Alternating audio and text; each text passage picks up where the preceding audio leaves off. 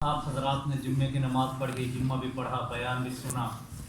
اللہ تعالیٰ مولانا انیس صاحب کی زندگی میں برکت دے اور ان کی زندگی میں برکت دے۔ ان کی بڑی بات ہے کہ اس نے وہیں جیسے مدرسے میں گاؤں میں مدرسے کی بنیاد رکھی ہے۔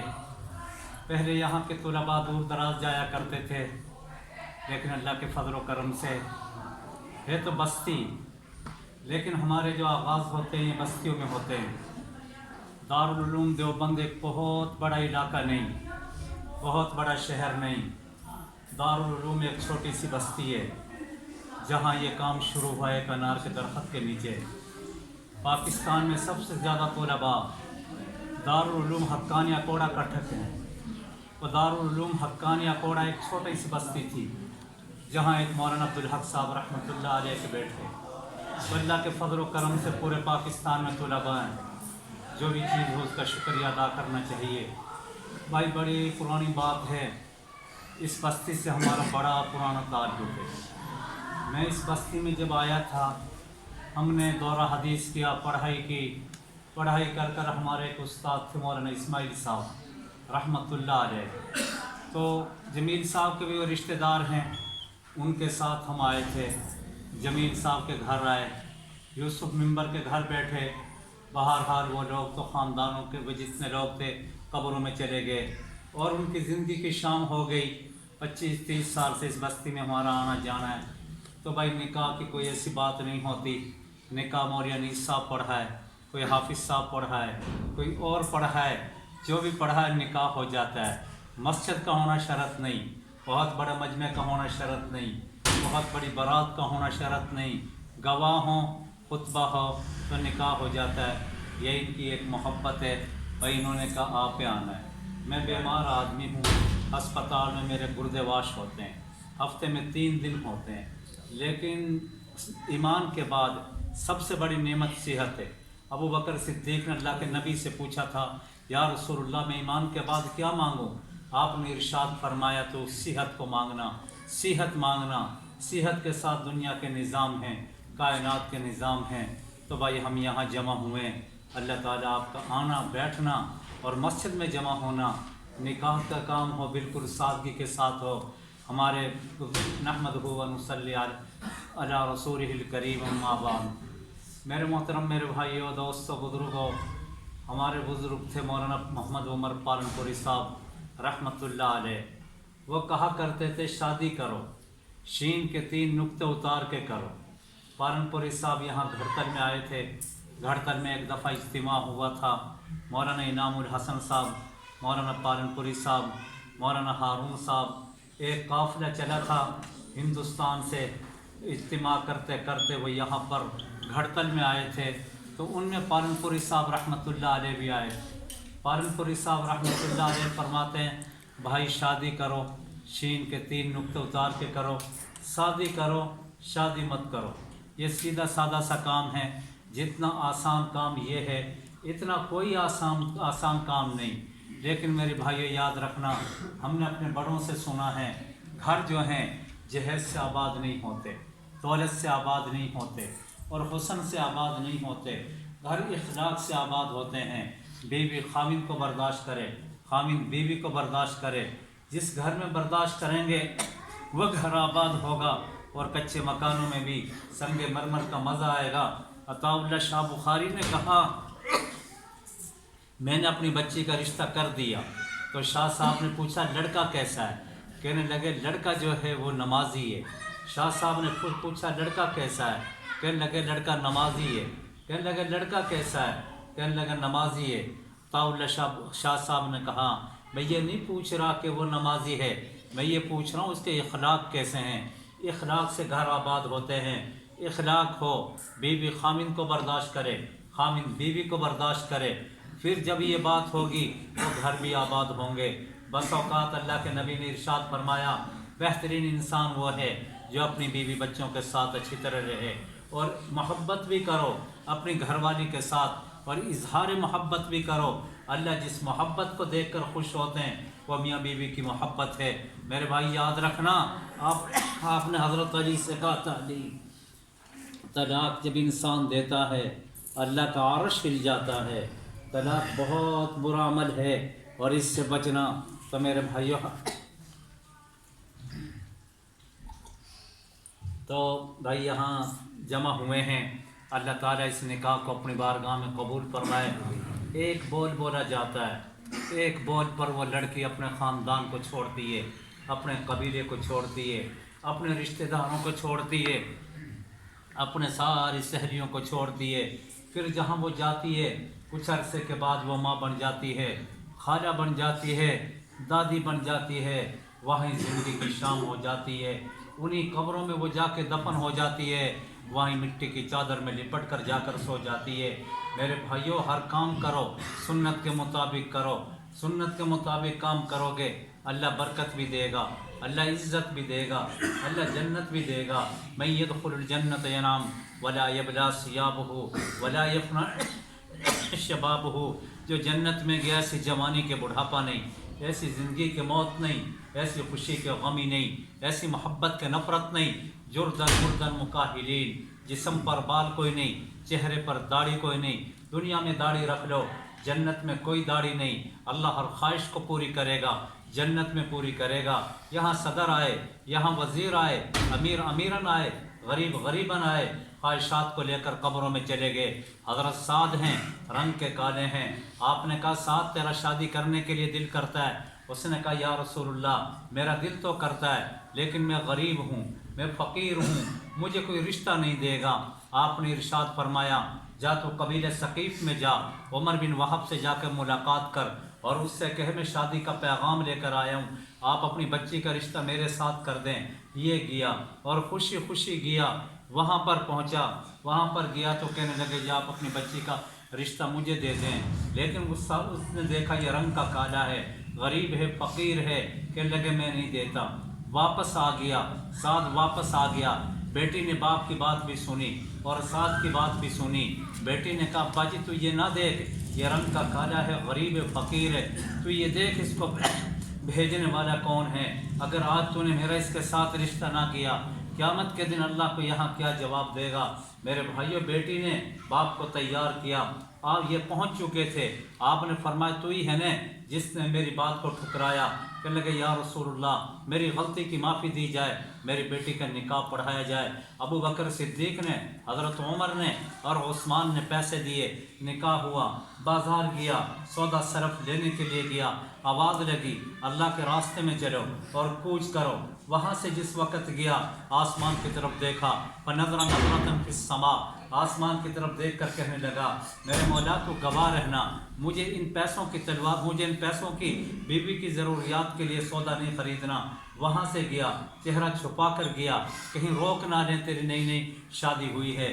چلتا گیا، آخر کار لڑتا رہا حتیٰ کہ وہ شہید ہو گیا۔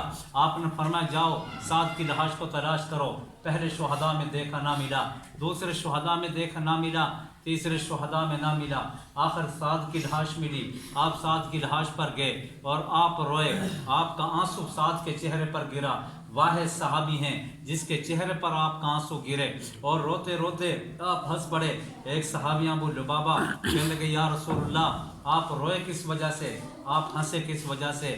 کہنے لگا میں رویا اس کی قربانی کو دیکھ کے ہوں، نہ بیوی کو دیکھا، نہ خواہشات کو قربان کر دیا، جذبات کو قربان کر دیا، لیکن اللہ کے راستے میں نکلا اور کہا جا اس کی بیوی، اس کے والد سے جا کر کہہ دے اللہ تعالیٰ نے جنت کے حوروں سے شادی کر دی، کانہن الیاقوت والمرجان، وہ یاقوت اور مرجان کی طرح ہیں، کانہن بیض مقنون، وانڈے کی چھلکے کی طرح ہیں، وعربا اترابا، وہ محبت کرنے والی ہم عمر ہیں، وکواعب اترابا، وہ اٹھے ہوئے سینے والی ہم عمر ہیں، لم یتمسن انس قبلہم ولا جان، کسی انسان نے ان کو دیکھا نہیں، حور مقصورات فی الخیام، وہ بند خیموں میں بند ہیں، وہ پکار کر کہتی ہیں این طلابنا این رجالنا این من نحن لہو، کہاں ہیں جن کے لیے اللہ نے ہمیں پیدا کیا ہے؟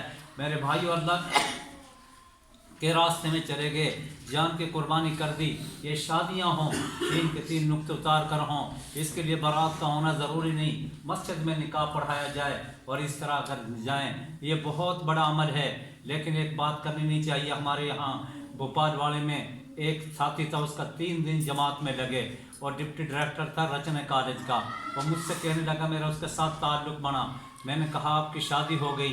کہنے لگے شادی تو نہیں ہوئی۔ میں نے کہا تو میری ایک بات مان، تجھے بارات نہیں لے جانی۔ اس نے کہا چلو میں بارات نہیں لے جاتا۔ میں نے کہا 3 آدمی لے جانے ہیں۔ اس نے کہا چلو میں 3 آدمی لے جاؤں گا، چوتھا آدمی نہیں لے جاؤں گا۔ اس نے میری بات مانی۔ میں آیا اور حافظ صاحب آئے، اور ایک امیر ترین انسان تھا، اور ایک وہ خود گیا، ایک اس کی والدہ گئی، ایک اس کا باپ گیا، میں اور حافظ عثمان گئے، نکاح پڑھا کر ہم گھر لے آئے۔ اس طرح شادیاں کرو، اللہ کی قسم یہ بہت اللہ تعالیٰ ان میں برکت بھی ڈالے گا، محبت بھی ڈالے گا۔ تو اللہ کے نبی نے خود بھی شادیاں کی اور اپنی بیٹیوں کی بھی کی۔ جس وقت آپ کا نکاح حضرت زینب کے ساتھ ہوا، آپ نے ایک گائے ذبح کر کے سارے مدینے والوں کو کھلائی، اور سارے مدینے والوں کو گائے کھلائی۔ جتنا بڑا مدینہ تھا، منورہ تھا، اس میں جتنے افراد تھے آپ نے سب کو گائے ذبح کر کے کھلائی۔ یہ اعلیٰ قسم کا ولیمہ تھا۔ اور جب آپ کی نکاح حضرت عائشہ کے ساتھ ہوا، آپ نے دودھ پلایا، صحابہ کو دودھ پلایا، یہ درمیانے درجے کا ولیمہ تھا۔ اور جس وقت آپ کا نکاح صفیہ کے ساتھ ہوا، خیبر کے موقع پر آپ نے صحابہ سے کہا جو پکا پڑا ہے وہ لے کر آ جاؤ۔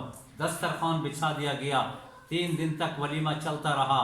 ایک یہ کہ حضرت زینب کے نکاح کے موقع پر آپ نے گائے ذبح کر کے سارے مدینے والوں کو کھلائی، اور دوسرا یہ حضرت عائشہ کے نکاح پر آپ نے دودھ پلایا، اور تیسرا یہ جس وقت حضرت صفیہ کے ساتھ نکاح ہوا، آپ نے کہا دسترخوان بچھاؤ، جو گھر میں پکا پڑا وہ لاؤ۔ حضرت علی صاحب نے کہا علی تو ولیمہ کر۔ حضرت علی کہنے لگے یا رسول اللہ میرے پاس ہے ہی نہیں، میں کس چیز کا ولیمہ کروں، میں کیسے ولیمہ کروں؟ آپ نے کہا، آپ نے 9 درہم دیے، آپ نے کہا جا یہ 9 درہم لے جا اور ان سے سامان خرید لا۔ تو حضرت علی گئے، 1 درہم کی پنیر خریدی، اور 4 درہم کی کھجوریں خریدی، اور 5 درہم کی گھی خریدا، اور ان کو نکال کر ایک میٹھا سا تیار کیا۔ حضرت سعد کہنے لگے یا رسول اللہ میرے پاس مینڈا ہے، میں اس کو آپ کو دینے کے لیے تیار ہوں، آپ اس کو قبول کر لیں۔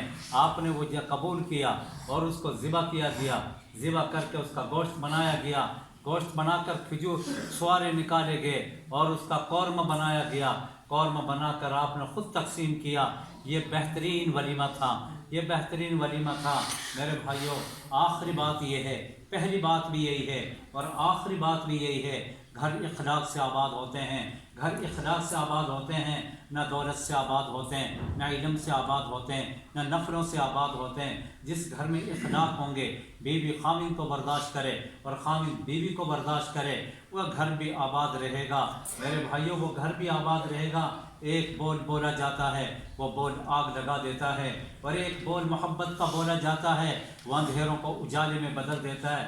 تو میرے بھائیوں، آپ نے ارشاد فرمایا بہترین انسان وہ ہے، بہترین انسان وہ ہے جو اپنی بیویوں کے ساتھ اچھی طرح رہے اور اپنے بچوں کے ساتھ اچھی طرح رہے۔ آپ نے فرمایا میں اپنی گھر والیوں کے ساتھ اچھی طرح رہتا ہوں۔ تو میرے بھائیوں، آپ یہاں جمع ہوئے، ایک نکاح کی تقریب ہے، مول صاحب نے جمعہ پڑھایا، جمعے کا دن ہے اور یہ مسجد ہے، مسجد میں آپ نے بیٹھ کر یہ نکاح کیا۔ اللہ کرے ہم بھی ایسے کرنے والے بن جائیں۔ پہلے بھی ہم جمیل صاحب کے پاس آئے تھے، لیکن اس نے اسی جگہ پر کچھ گھٹتر کے مولوی صاحب آئے، ایسا نکاح کیا۔ انشاءاللہ ہم بھی نیت کر کے جاتے ہیں، کسی اچھی چیز کو لینا چاہیے۔ آئندہ ہم بھی اپنے بچوں کی شادی کریں گے، سادگی کے ساتھ کریں گے، اور یہ چیزیں اپنانی چاہیے۔ جمیل صاحب کا دینی لوگوں کے ساتھ تعلق ہے، اٹھنا بیٹھنا جب دینی لوگوں کے ساتھ تعلق ہوتے ہیں، پھر اس طرح کی شادیاں ہوتی ہیں، پھر اس طرح کے نکاح ہوتے ہیں، پھر مسجد میں ہوتے ہیں، پھر یہ صرف بڑوں کے تعلقات کے ساتھ ہے۔ اللہ کے فضل و کرم سے اس طرح چلو گے میرے بھائیو، آسانی ہوگی۔ اللہ تعالیٰ نے دین میں آسانی رکھی ہے، تنگی نہیں رکھی، تو اللہ تعالیٰ آپ کا اٹھنا بیٹھنا قبول فرمائے۔ باقی کوئی جماعت ہے تو اس کی نصرت ضرور کیا کرو، اللہ کے راستے میں نکلا کرو، اور اس پیغام کو لے کر ضرور نکلو۔ تبلیغ کا کام ہمیں کہاں سے ملا؟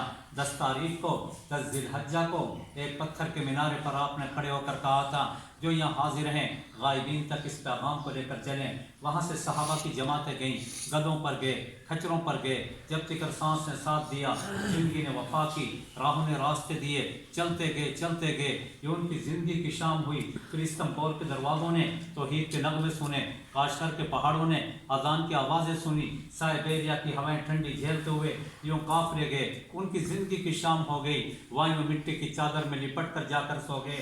میں تو اکثر یہ بات سناتا ہوں، ہم یہاں بہاولپور کے علاقے میں جا رہے تھے، یہ اکرم بھٹی ہمارے ساتھ تھے کسی جماعت کی نصرت کے لیے، چلتے لکھ کے گئے، وہاں لکھا ہوا تھا صحابہ کی قبریں، اللہ صحابہ کی قبریں تھیں، تابعین کی قبریں تھیں، تبع تابعین کی قبریں تھیں۔ ہم چلتے گئے، صحرا بھی صحرا، ریگستان ہی ریگستان، چلتے گئے، 4 قبریں دیکھیں، ان قبروں پر فاتحہ پڑھی، فاتحہ کے بعد دعا مانگی، وہ قبریں بتا رہی تھی، نہ پہاڑ رکاوٹ بنے، نہ صحرا رکاوٹ بنے، نہ دریا رکاوٹ بنے، نہ بیوی بچوں کی محبت پاؤں کی زنجیر بنی، ہر چیز سے آزاد ہو کر لا الہ الا اللہ کے پیغام کو سنتے سناتے بہاولپور کے ریگستانوں میں آ کے سو گئے۔ حضرت علی کا قول سامنے نظر آیا، حضرت علی جس وقت دنیا سے جا رہے تھے، حضرت علی رضی اللہ تعالیٰ عنہ خنجر لگا، بیٹے حسن حسین کو بلا کر کہا، بیٹا پرانی عمارتوں میں جایا کر، گرتی عمارتوں کو دیکھ لیا کر، بوسیدہ عمارتوں کو دیکھ لیا کر، کھنڈرات میں جایا کر۔ ہم نے وہاں ایک قلعہ دیکھا، ایک مربع میں وہ قلعہ تھا، ہم اس قلعے پر چڑھ گئے، ان کے کمرے اور ان کی بیگمات کے کمرے اور ان کی سیرگاہیں اور ان کے بیٹھنے کی جگہ پکار کر کہہ رہی تھی، کل من علیہا فان ویبقى وجہ ربک ذو الجلال والاکرام، کل نفس ذائقۃ الموت۔ جاؤ، کہاں چلے گئے؟ وہیں کے بچے جوان ہو گئے، جوان سے بوڑھے ہو گئے، بوڑھے سے قبروں میں چلے گئے۔ آج جو قبروں میں گئے کہ کس کی قبر ہے، چند سالوں کے بعد قبروں کے نشان مٹ جاتے ہیں اور ایک وجود کو مٹی کے ڈھیر کے حوالے کر کے آ جاتے ہیں۔ 4 دن کے بعد خاندان نے بھلایا، نسلوں نے بھلایا، اولاد نے بھلایا، فاتحہ پڑھنے والا، مٹی ڈالنے والا کوئی نہیں ہوتا۔ 10 محرم کو جاتے ہیں، سارے سال قبرستان جانا بھول جاتے ہیں۔ تو بھائی اللہ تعالیٰ آپ کا اٹھنا بیٹھنا قبول فرمائے، اور یہ نکاح ہے، اس نکاح کو اللہ اپنے بارگاہ میں قبول فرمائے، اور اس طرح سادگی کے ساتھ عمل ہو، بہت بڑا عمل ہے، اللہ تعالیٰ آسانی کا معاملہ۔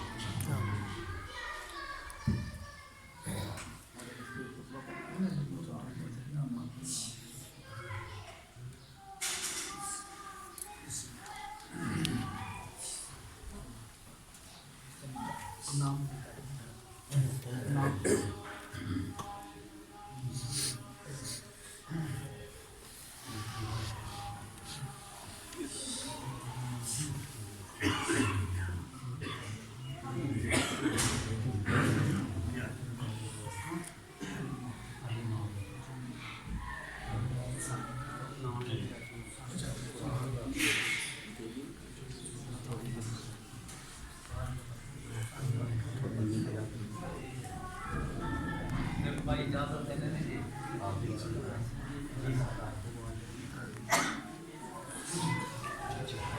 علی معاویہ کہاں بھائی؟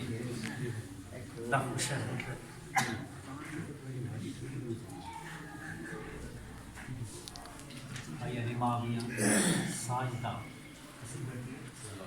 صلاح الدین کی روبرو ان گواہوں کے بھائی بس 20,000 مہر میں نے آپ کے نکاح میں دیا، آپ نے قبول کی، اونچی آواز سے قبول کی، ویسے ایک دفعہ ہی کافی رکھے گا، ہاں قبول ہے بھائی ساجدہ،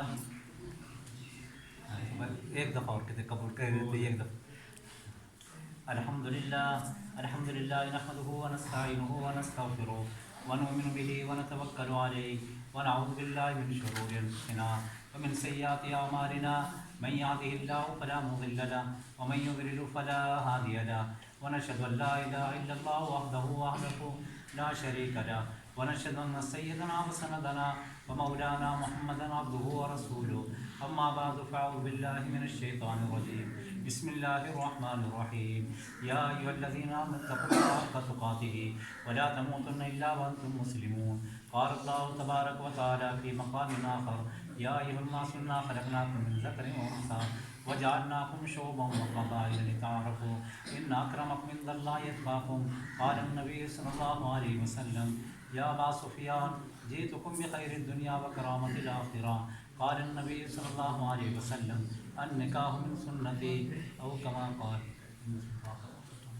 اللہم لک الحمد کما انت اہل، وصلی علی محمد کما انت اہل، وقل کما انت اہل۔ أهل التقوى وأهل المغفرة. اللهم ربنا آتنا في الدنيا حسنة وفي الآخرة حسنة وقنا عذاب النار وقنا عذاب النار. یا اللہ زوجین میں محبت نصیب فرما، اس خاندان میں محبت نصیب فرما. یا اللہ ان کی دنیا بھی بنا اور ان کی آخرت بھی بنا. یا اللہ اس نکاح کو ہم نے تیری بارگاہ میں کیا ہے، سادگی کے ساتھ کیا ہے. یا اللہ اس نکاح کو اپنے یہاں قبول فرما لے. یا اللہ ان کو نیک اولاد نصیب فرما.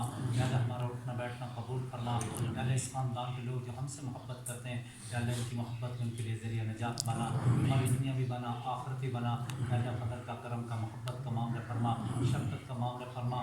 میرے مولا ہم ڈوبتی کشتی کے مسافر ہیں، ڈوبنے سے بچا.